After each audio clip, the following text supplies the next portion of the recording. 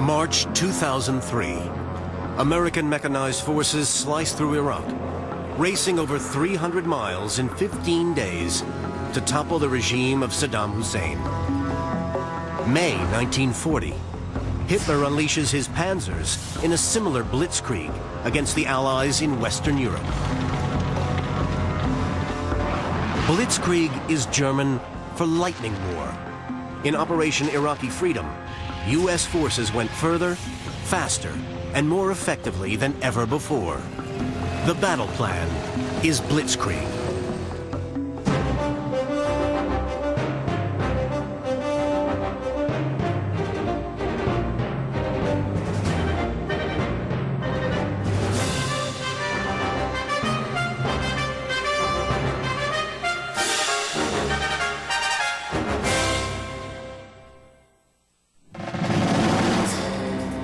March 2003. American tanks race up the western flank of Iraq. The move is totally unexpected. The Iraqis think the main attack is to the east. Just a week before, this campaign was merely a plan on paper. But the coalition battle planners had very little doubt about its outcome, and none whatever about how it would be conducted.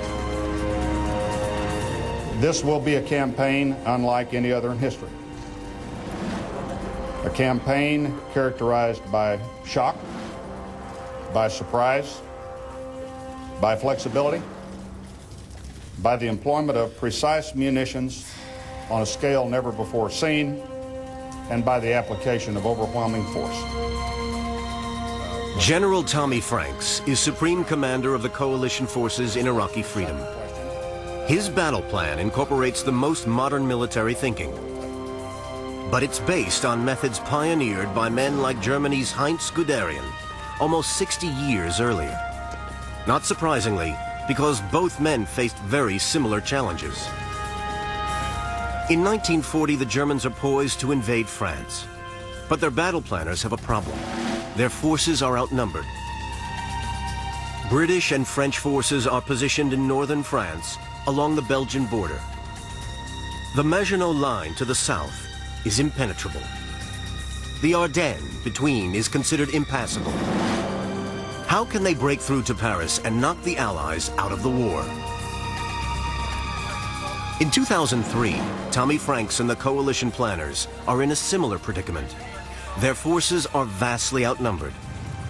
They're unsure of the strength, position, and loyalty of Saddam Hussein's army. How can they push 350 miles north through Iraq and seize Baghdad? In both cases, the solution is the same. Call it shock and awe or call it lightning war. The battle plan is Blitzkrieg. Even though they are 60 years apart, the two battle plans for Blitzkrieg are based on the same essential formula. Deceive the enemy by attacking where he least expects. Control the air so that you can move freely while the enemy cannot.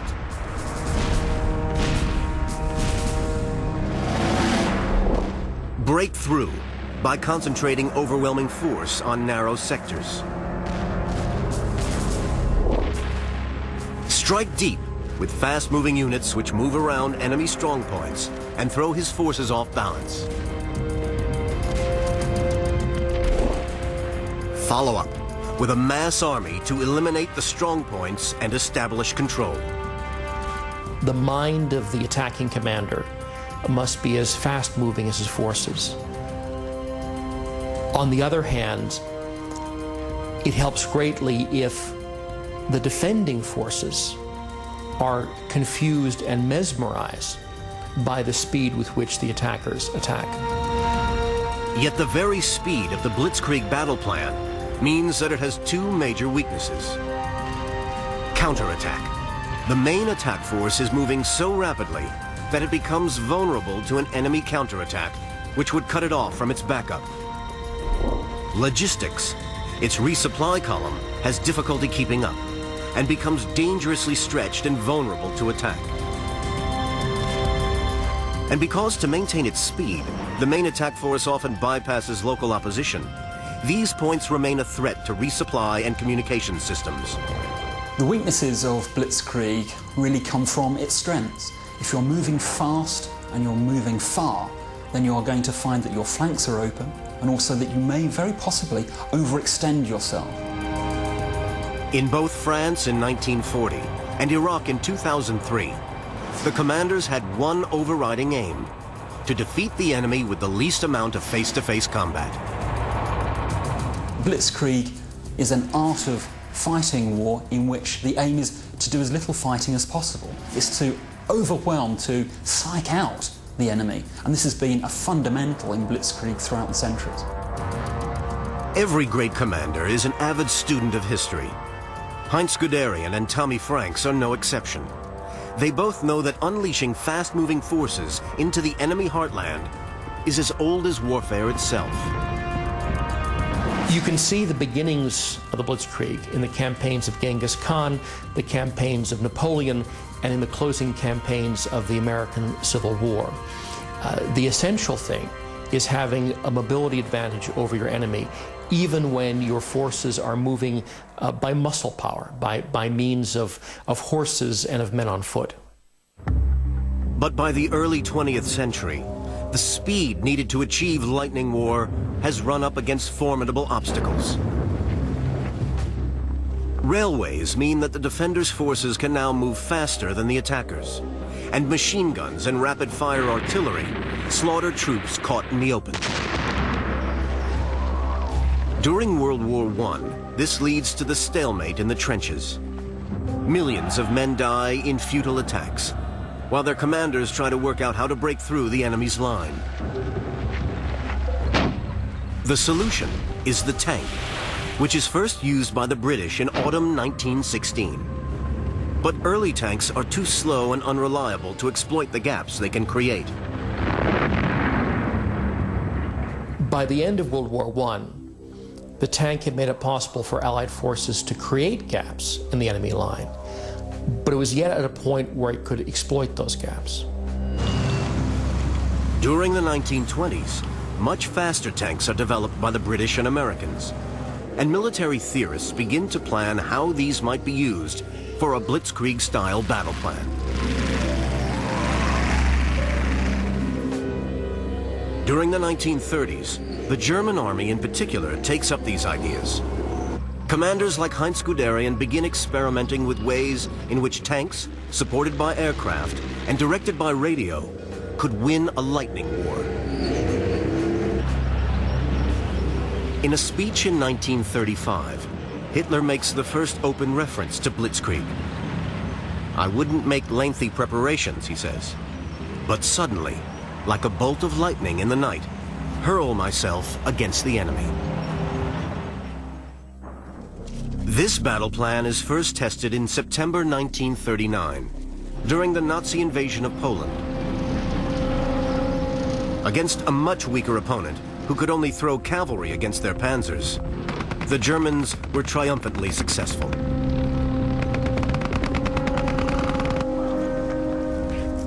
In spite of their vast technological and strategic advantages, there were still problems. They found that some of their tanks broke down quite quickly. They found that fuel consumption far outstripped that they were expecting. They also found that the Luftwaffe weren't properly supporting the armoured spearheads as they were moving quickly. They needed to get those things right, to learn the lessons incredibly quickly before they took on the French and the British in France in the spring of 1940. More than 60 years later, coalition troops would confront many similar setbacks, due once again to the challenges inherent in the Blitzkrieg battle plan. Spring 1940, the Germans are preparing to strike in the west. Their aim is to knock France out of the war by capturing her capital, Paris. But Paris is over 200 miles away, and Allied forces outnumber them. 149 divisions against 136, and 3,500 tanks against 2,570. Only in the air do they have overwhelming force. Over 1,700 bombers against less than 400, and 1,000 fighters against 830. But the Germans are confident that using the new Blitzkrieg battle plan, they can solve this. The first requirement of the battle plan for Blitzkrieg is to deceive the enemy. At first, the German planners envisage a rerun of their attack in 1914, a massive right hook through Belgium to outflank the Allied defenses. The Allies expect this too, and plan to swing forward into Belgium as soon as the Germans strike. On May 10th, they do. German troops cross the Dutch border. Elite glider-borne troops neutralize the key Belgian fort of Aben Amal.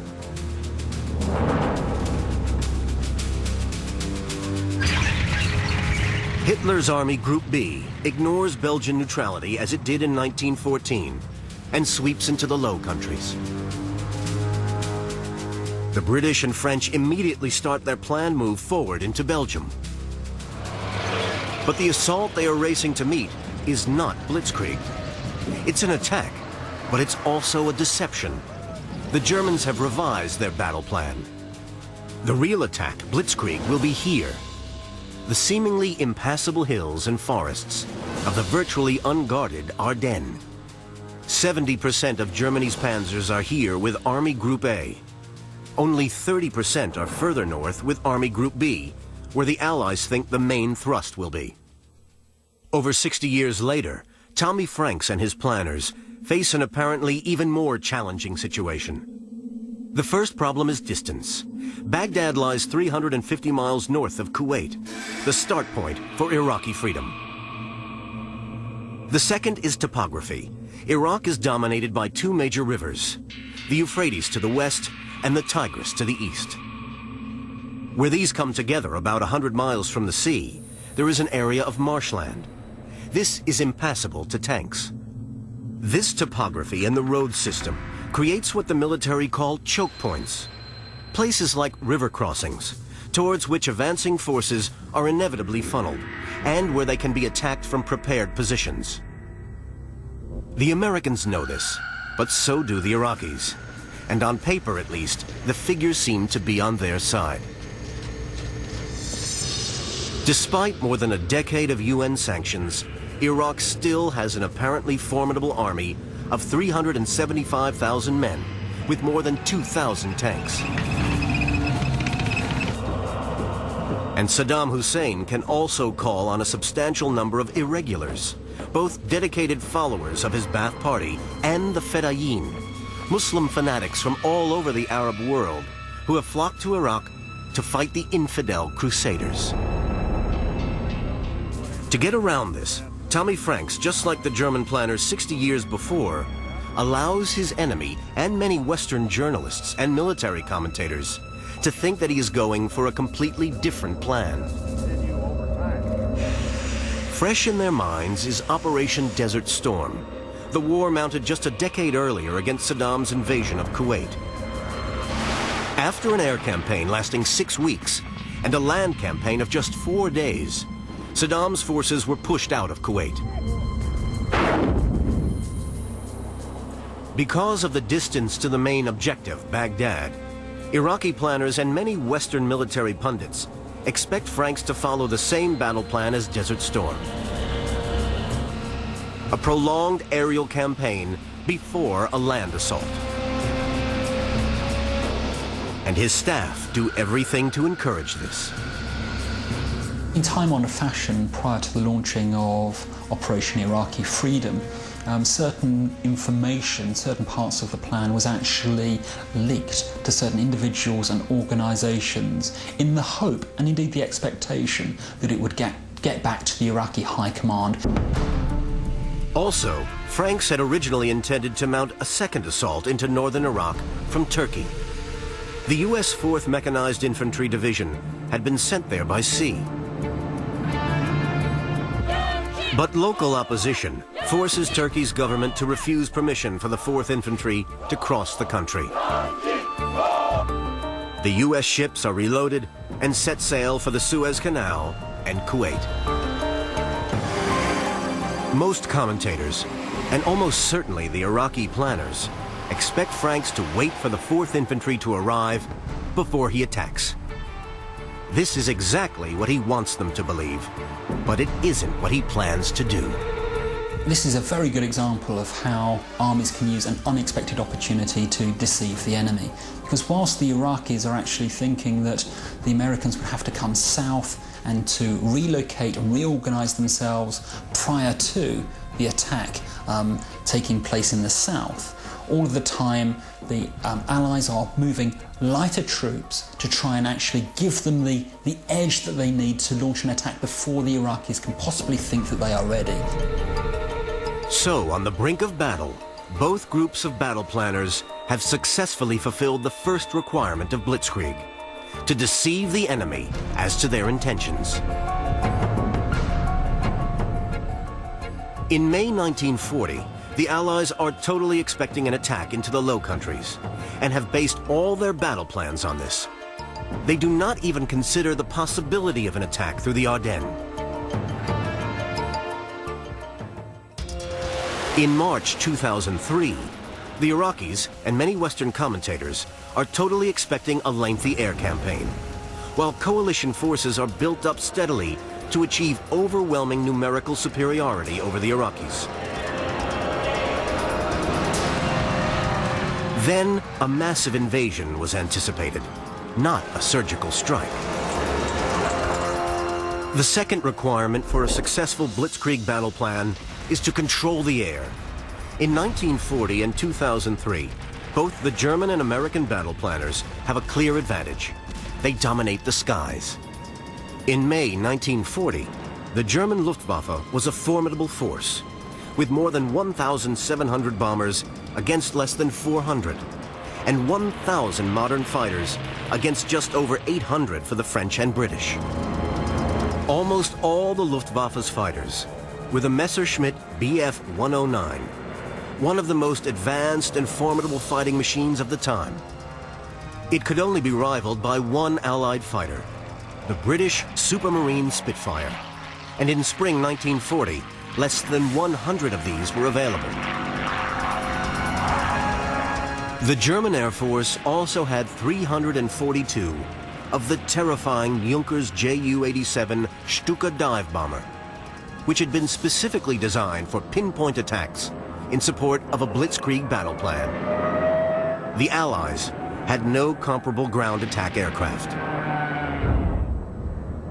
In March 2003, the coalition also completely outnumbered and outclassed the Iraqi Air Force.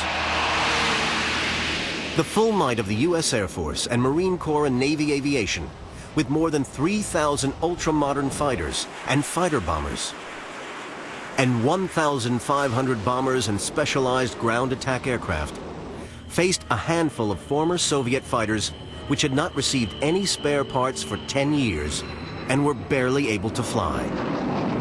On paper at least, control the air was the only Blitzkrieg requirement in which either the German battle planners of 1940 or the U.S. battle planners of 2003 seemed to have a clear advantage. As far as being able to break through by achieving overwhelming force, both the Germans and the Americans seemed totally outnumbered. In both May 1940 and March 2003, appearances were deceptive. Next, the third vital requirement of Blitzkrieg: to break through by concentrating overwhelming force. Here, both teams of Blitzkrieg battle planners did have a clear advantage, but an advantage which was only clear after the event. In May 1940, not only were the Germans outnumbered in every other area than the air, but their tanks had thinner armor and less powerful guns than those of the Allies. But the German battle planners were able to concentrate the majority of their crucial panzer divisions opposite the one sector of the front which the Allies thought hardly worth covering, the Ardennes. And these panzer divisions had been specially designed as fast-moving mechanized formations with a balance of tanks and motorized artillery and infantry, and trained to exploit an initial breakthrough ruthlessly. In the area where their battle plan required overwhelming force, to break through the enemy line, the Germans had more than achieved it. In contrast, in March 2003, Tommy Franks never intended to achieve numerical superiority on the ground. 10 years earlier, in Operation Desert Storm, the Allies had fielded 750,000 men and over 2,000 tanks. As March 2003 began, the coalition had barely 120,000 men against the theoretical Iraqi strength of 375,000, and barely 500 tanks against 2,000. But Franks had learned a vital lesson from Operation Desert Storm. When the Allied attack in 1991 halted after liberating Kuwait and left Saddam still in power in Iraq, many commentators suggested that it was a political decision. Others disagree, laying the blame on one of the inherent weak spots in the Blitzkrieg battle plan: logistics. The reason that the coalition attack stopped was quite simply logistics, that the tanks had run out of fuel and the air forces had run out of precision-guided munitions. Whether the decision to stop during Desert Storm was due to politics or logistics, or a combination of both, an important lesson in armored warfare was learned by the U.S. battle planners. Modern main battle tanks, tanks like the M1 and the Challenger, have such a voracious appetite for fuel that you can't use that many of them and still move quickly. To get around the logistic problem, Franks's version of the Blitzkrieg battle plan was based deliberately on using a far smaller force than in Desert Storm, but much more swiftly and aggressively. Yet the press and military pundits not only expressed concern that the number of coalition troops deployed for Iraqi freedom was much smaller than in Desert Storm, but that the weapons available, in apparently far smaller numbers, looked much the same. But what few laymen appreciated was the quantum leap in technological sophistication over the previous decade. GPS, the global positioning system, was now an integral part of most aerial weapon systems. During Desert Storm, only 10% of the weaponry had been precision-guided, largely by laser designators. Now at least half was.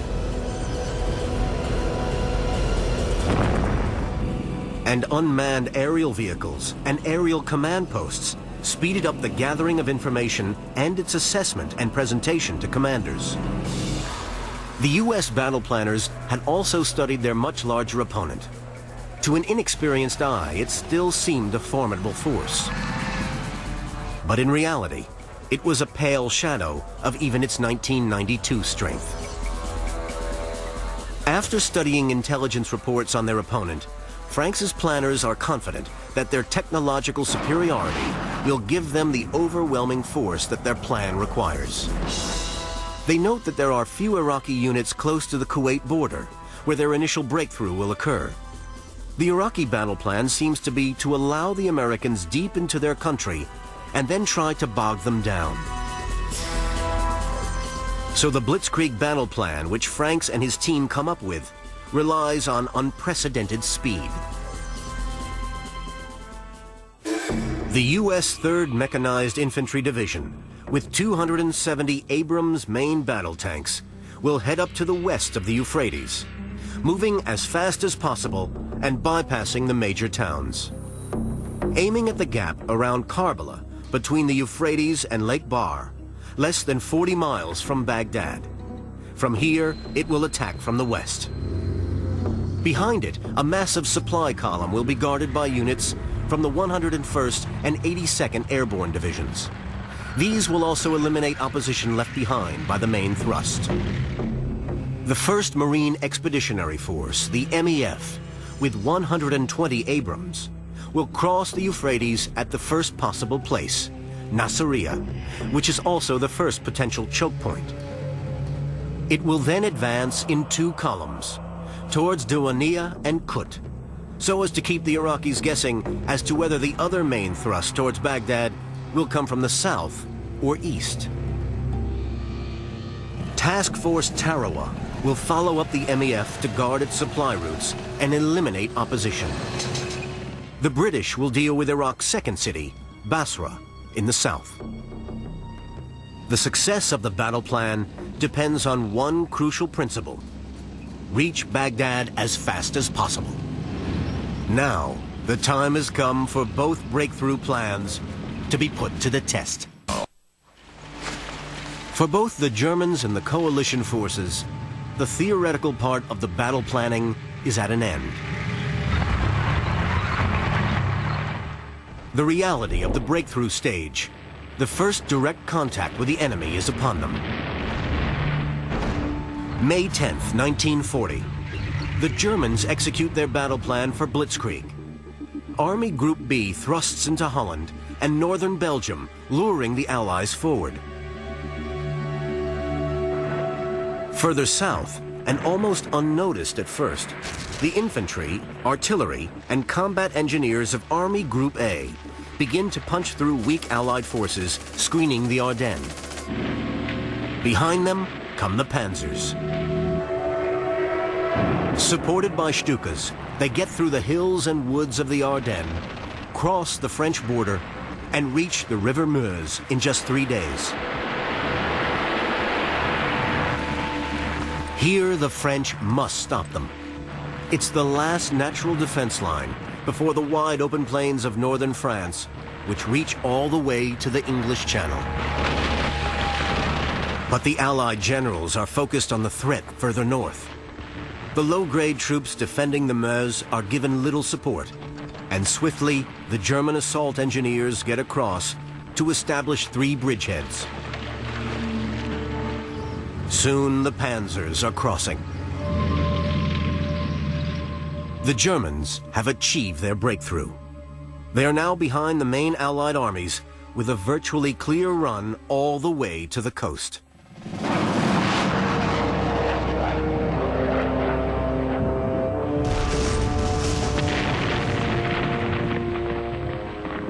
March 20th, 2003. Coalition ground and air elements unleash their modern blitzkrieg.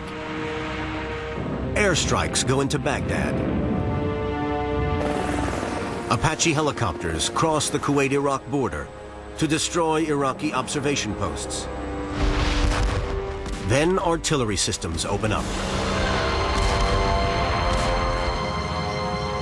By daybreak, the lead units of Frank's Blitzkrieg battle plan have crossed the Iraqi border and begun their race for Baghdad.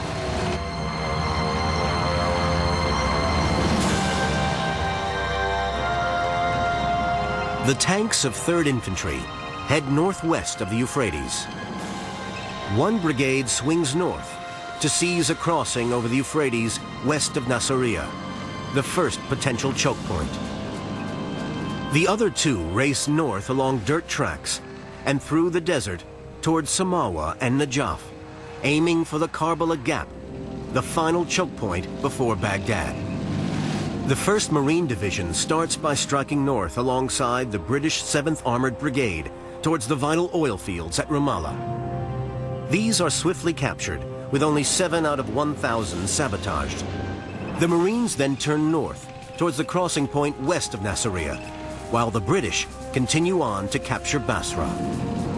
Within the first few hours, the coalition forces have achieved what the Germans needed 3 days to accomplish: a breakthrough with wide open spaces ahead of them towards their main goal. For both armies, the next phase of the Blitzkrieg battle plan, strike deep, is crucial. It's now that they will be at their most vulnerable. France, May 1940. The Allied commanders seem utterly unable to understand what is happening to them. But they're not the only ones taken by surprise. The Germans are also surprised by the initial success of their Blitzkrieg battle plan. But rather than either sitting on their laurels or trying to figure out what was going on, they simply pushed forward. They had this bias for action, this desire to push forward whenever they could. And so they decided to finish the job and then at leisure figure out what had gone wrong and what had gone right. Once they were across the Meuse, the German panzer commanders, like Heinz Guderian, allowed nothing to stop them. not even Hitler. Within 8 more days, they had reached the coast of the English Channel, having traveled over 200 miles. With the panzers of Army Group A rampaging behind them, and German Army Group B pushing from the north, the Allies fall back, caught by a pincer movement, to Dunkirk. But the deep strike phase was not totally straightforward. The Germans had trained a wild animal that they eventually let off the leash through the Ardennes in the spring of 1940. The difficulty was that the owner therefore lost control as soon as they let that dog off the leash. If you actually have a commander that is going to be bold, courageous and exploit opportunities, one day he's going to scare that owner, he's going to scare his headquarters. So what did scare the owner?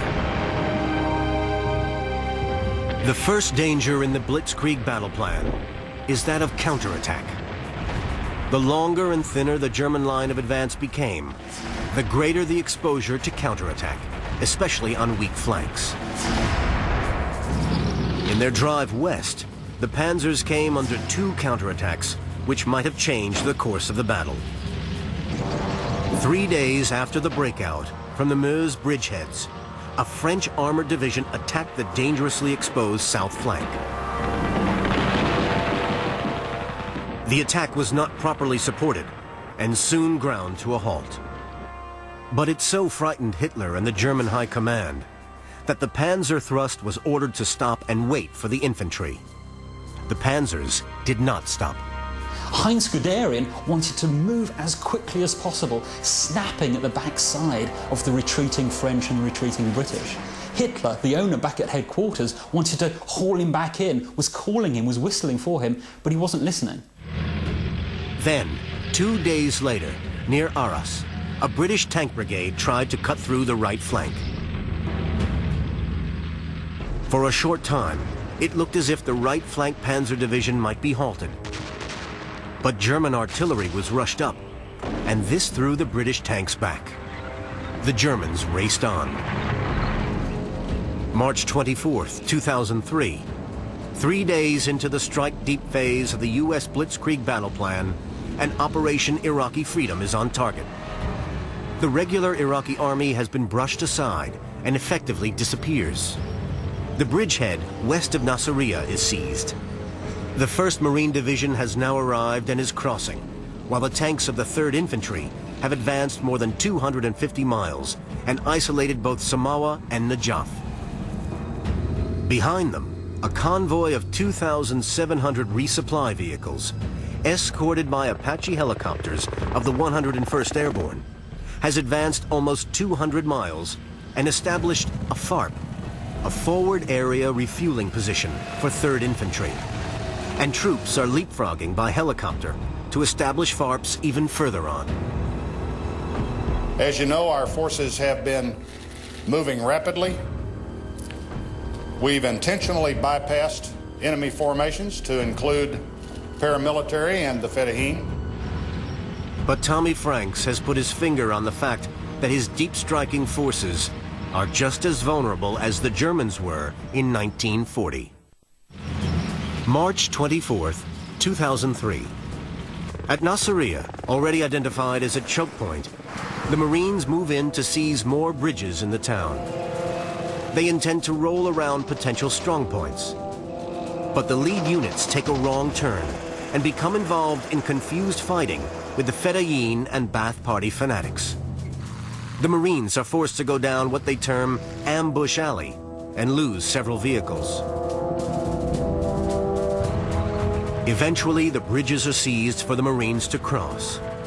But it takes the follow-up troops of Task Force Tarawa more than a week to secure the town so that supply columns can use the bridges unhindered. I don't think anyone came into here thinking it was going to be a cakewalk. We knew that there were cells like the Republican Guard. We just didn't know when we'd run into them.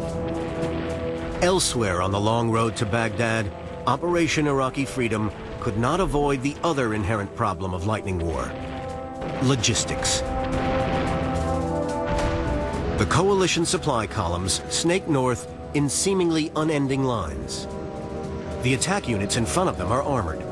The supply vehicles are soft-skinned, therefore vulnerable.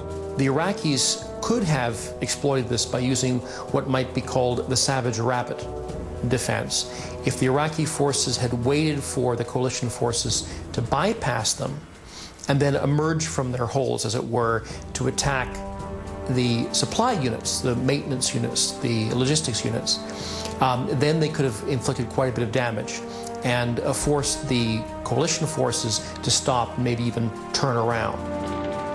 The Fedayeen and other paramilitaries do launch sporadic attacks on the supply columns, but it is never a consistent plan. But in the fog of war, with troops exhausted, accidents happen. Near Nasiriyah, one resupply unit becomes lost and ends up in a firefight, with some of its members killed and others captured, including Private Jessica Lynch. The logistics problem also caught up with the German battle plan in World War II. On May 25th, 2 weeks after the launch of their Blitzkrieg, they had the British and French armies trapped at Dunkirk.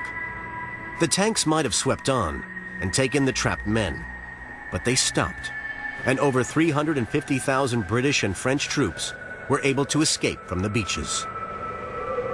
Interestingly, historically, it seems to be that around the 250-mile mark, armies tend to run out of steam. If you measure the distance from the start point of the German attack through the Ardennes, through the route that they took to the Dunkirk perimeter, it works out at very roughly 250 miles. The German advance was so fast that it outran its backup. This was largely because, despite propaganda film of tanks and trucks, more than 90% of the German army was still reliant on its foot soldiers and horses. Over 60 years later, on March 25th, the U.S. commanders, like their German counterparts, decide that a halt must be made to regroup before completing their campaign with the assault on Baghdad. As they do so, another sort of fog of war strikes their advance. The Shamal, blinding sandstorms. Franks' 3rd Division halts. The lighter armored Marines stop their advance, so as not to get too far ahead. The decision is misinterpreted by many journalists. The media assumes that the advance has stalled and that the American military face another Vietnam.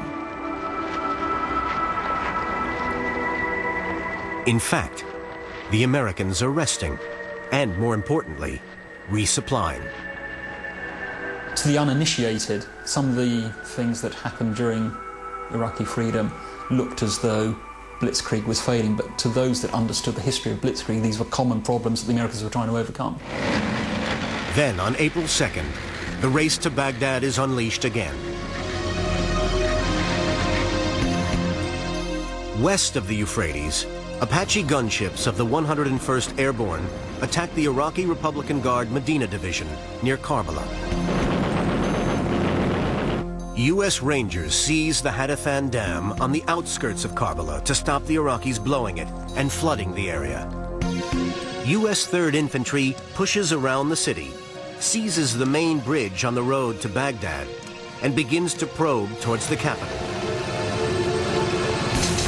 East of the Euphrates, one Marine column reaches Diwaniyah, but instead of continuing direct towards Baghdad, swings northeast to cross the Tigris west of Kut.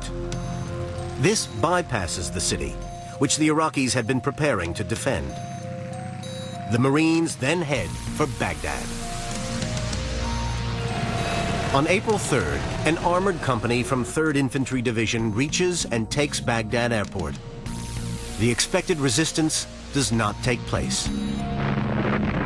But the interlude is deceptive, the result of the speed of the American advance. Not expecting the enemy so quickly, the defenders have gone underground to sleep. When they wake up, a fierce counterattack takes place, and fighting for the airport rages for more than 24 hours. The Marines approaching from the east also encounter more determined resistance. But by April 6th, they too are pushing into the city.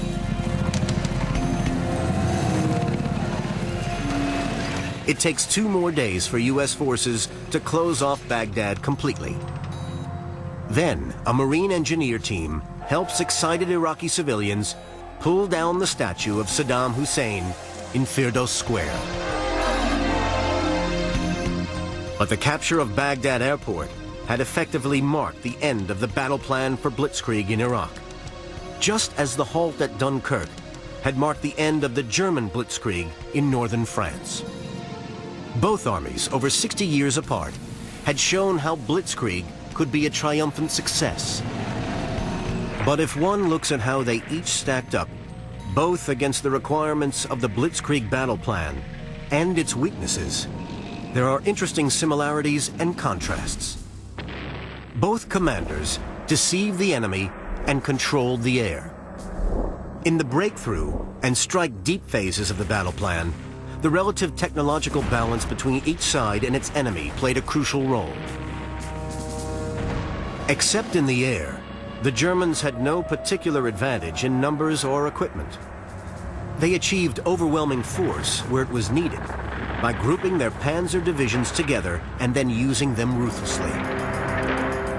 In contrast, the Americans used the enormous technological superiority of their weapons and communications to overwhelm an enemy which theoretically greatly outnumbered them. But there were cautionary final notes which showed that even a high-tech blitzkrieg is exposed to the same inherent problems that the Germans encountered in 1940. The Germans faced 2 attempted counterattacks, but both were poorly coordinated and ineffective. The psychological power of their blitzkrieg had stunned their enemy. The American combat units had little problem with the regular Iraqi army, or even the Republican Guard. Their problems came further back. The skill of the American logistics units helped to sustain the extraordinarily rapid advance, but only up to the same sort of 250-mile distance that the Germans had achieved. Then, even with trucks and helicopters, rather than feet and horses, a halt became inevitable. And for the Americans, this long logistics train turned out to be particularly vulnerable to guerrilla action by relatively unsophisticated enemy troops. It was a different form of counterattack, which could have given them considerable problems had the Iraqis used it more consistently. The major problems that the coalition would later face, the follow-up phase of Blitzkrieg, came only after the amazing success of the Blitzkrieg battle plan. But this only emphasizes another lesson that the Germans had learned over 60 years before, that ultimately, a mass army is needed on the ground to secure it after the first rapid victories. For the long-term future, there was a new factor. The lesson of Operation Iraqi Freedom, I think, is that you can either have a large force that moves slowly or a small force that moves quickly, but you can't have a large force that moves rapidly. That I think we'll see in the future a great deal of use of the Blitzkrieg battle plan, but on a smaller scale. That it's unlikely that we will see a repetition of the large-scale Blitzkrieg attacks of the Second World War, or even of Desert Storm, until someone solves the problem of large battle tanks that require 6 gallons of fuel for every mile that they travel. The wheel has come full circle in the battle plan for Blitzkrieg. Once again, the way commanders fight this fast-moving, hard-hitting type of warfare is being limited by the capability of the technology available. Blitzkrieg awaits its next revolution.